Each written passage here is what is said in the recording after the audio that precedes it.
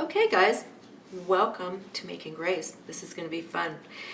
Remember that things that lie across each other on the color wheel are called opposite colors or complementary colors.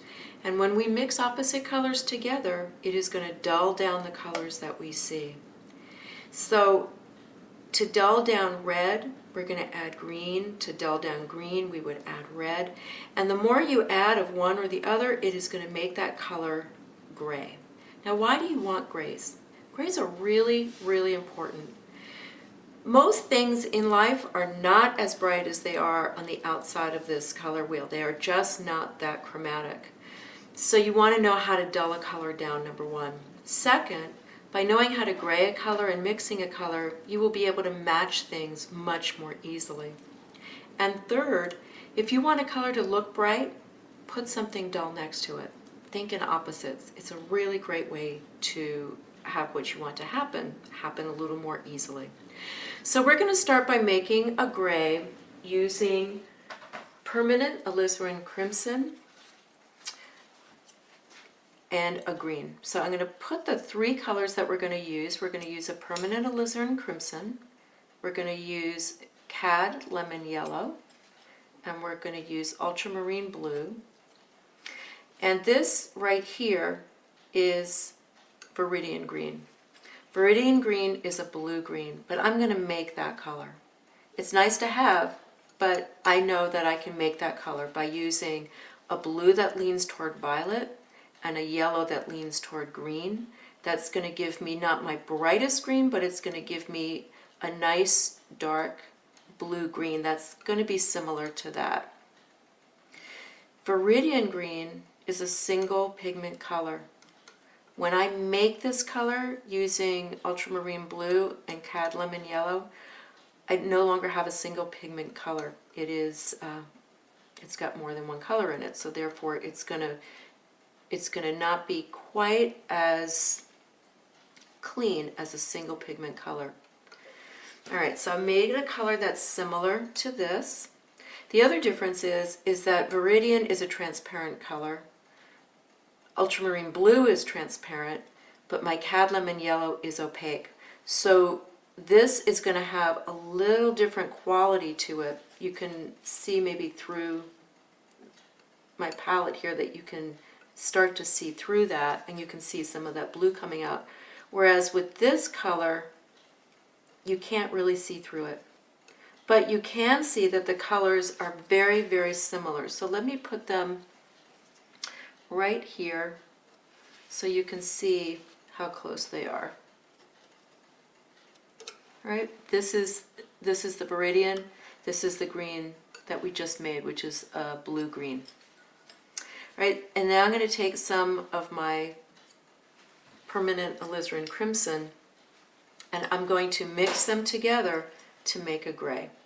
So I'm going to pull some of this over and I'm going to what's called cross mix. I'm going to take a little bit of each of those colors and pull them together until I start to get the gray that I want.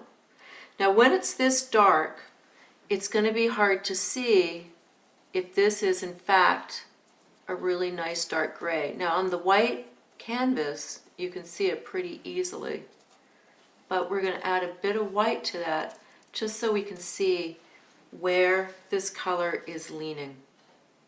So I'm going to pull just a little bit of white over there. Have some green on my palette knife. That's okay because it's still part of this color.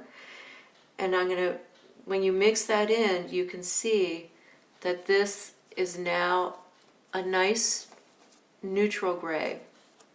This is leaning slightly toward the red. It has a little violet cast to it.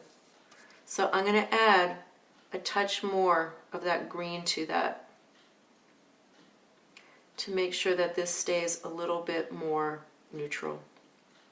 And we'll test this out and see how that is by putting it right next to it. I don't know if you can see it there. I had a little red on my brush, but this is definitely more of a neutral color. We'll add a little more white so you can see that.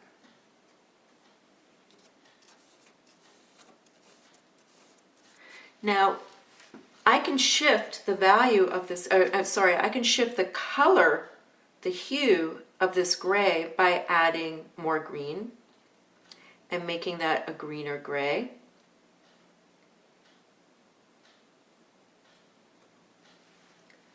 I'll put some of that right there. Or I can shift it to the red by adding a little bit more of the permanent alizarin crimson to that. It's still a gray, but that gray has shifted in hue to a more pink, to a more violet red. Now when you go to mix these colors, one of the ways to really make it simple is to have your colors of the same value. Because remember, when we go to look at color, we're looking at three things. Three things. Hue, which is the name of the color, the value, how light or dark it is, and the chroma, how bright or dull it is. So these are clearly very dull colors, right? The chroma of this is not bright. They're dull. They're grays. The hue on this is pink or red. The hue on this is green. So, and the value is a middle to slightly darker than a middle value. These are a little darker values. So there are three things that we want to look for when we're trying to mix a color. So let's do another mixture. So let me get my color wheel out again, and I'm going to try to keep this here so you can see it. Maybe that'll make it a little easier. Let's do yellow. Okay, so the opposite of yellow is purple. You can see it larger here. It's also sitting right here, that the opposite of violet is yellow. So I have two yellows to choose from. And I'm going to be, because I'm making my purples, I have two purples to choose from. So I can adjust these colors lots of different ways. So let's make a nice, we want to make a dull purple. So let's start with a red that leans toward orange, which is our Cad Red Light. And we're going to use cerulean blue. Now I'm gonna mix these together, and that's going to give me a very dull purple right there, right? And you can see that. Let's put some of these colors up here so we can see what we're going to be doing. And I will add some of this Cad Yellow Medium to that. When I go to mix these, I'm going to end up with a brownish color. Right? You can see that. It's really a very orangey brown. But I want this to be gray. So let's add more blue, because the opposite of orange is blue. So it's going to be somewhere in there. So let's add some more to this. Moving a little bit toward green. Let's add a little bit of ultramarine blue. Now I'm starting to get a little darker. Let's add some white just to see where we're at. And you can see that now I'm starting to make a much better gray. I'll move that up there. That'll make it easier to see. That's Nick, my studio buddy, who just did that. He's my tech guy. All right, now you can see that we were able to adjust this color by adding a little bit of ultramarine blue to this. So let's just add this up here too. We forgot to put in that yellow. I used Cad Yellow Medium. Put that there. So these three colors plus white is what gave me this gray. Now again, if I want to tint this gray, let's say I want this gray to be a little bit more toward that greenish color. I'll just dip back in there.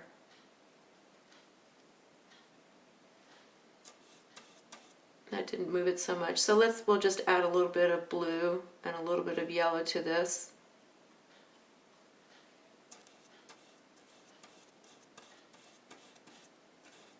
And now I have this beautiful greenish gray. Let's say that I want it to be more of this rust color gray.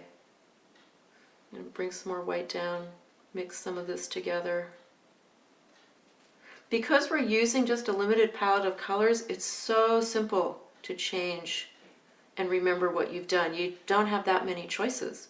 So it makes it really, really easy. And you'll have full control over what you're doing all the time. This is a little warmer, right? Because I added a little more red to this. Let's add a little more red and a little more orange.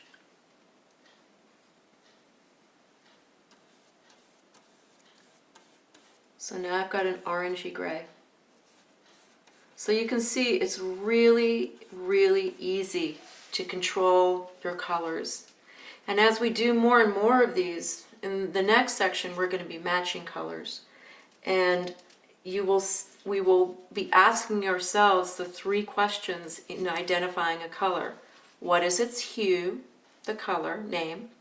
What is its value, how light or dark it is? And what is its chroma, how bright or dull it is?